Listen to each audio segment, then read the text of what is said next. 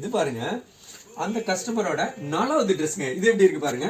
Super hit georgette. இது 60 பண்ணான்னு சொல்லுவோம். பெரிய பெரிய பார்டர் 2 சைட்லயுமே இருக்கும். அதுல மேல் பக்கம் இருக்கிற பார்டர் வச்சு யோக் பண்ணியிருக்கோம். ஸ்லீவ் பாருங்க பஃப் டியூபாவே பண்ணியிருக்கிறோம். இது எப்படி இருக்கு பாருங்க.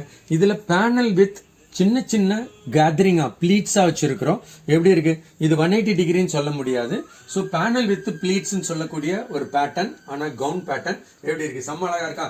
இந்த மாதிரிலாம் வேணா என்ன பண்ணுவோம், கொஞ்சம் டைம் வைக்கணும், உடனே கிளம்பிடணும்னு சொல்லுவோம். இவங்களோட 5வது ட்ரெஸ் எப்படி இருக்குன்னு பார்க்கலாம். இது பாருங்க, இது அவங்களோட 5வது ட்ரெஸ்.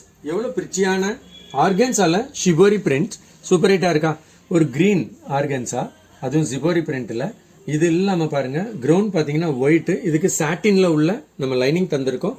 இதுக்கு 2x1 லைனிங் காட்டன் கூட சேர்த்து தந்துருவோம்.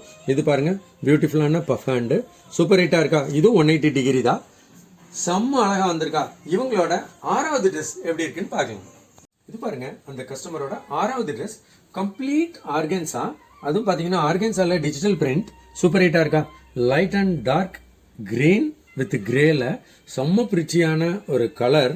இது பாருங்க எப்படி இருக்கு, பியூட்டிஃபுல்லான பஃப் ஸ்லீவ் பாருங்க, ஸ்வீட் ஹார்ட் நெக், செம்ம பிரிச்சியா இருக்கா.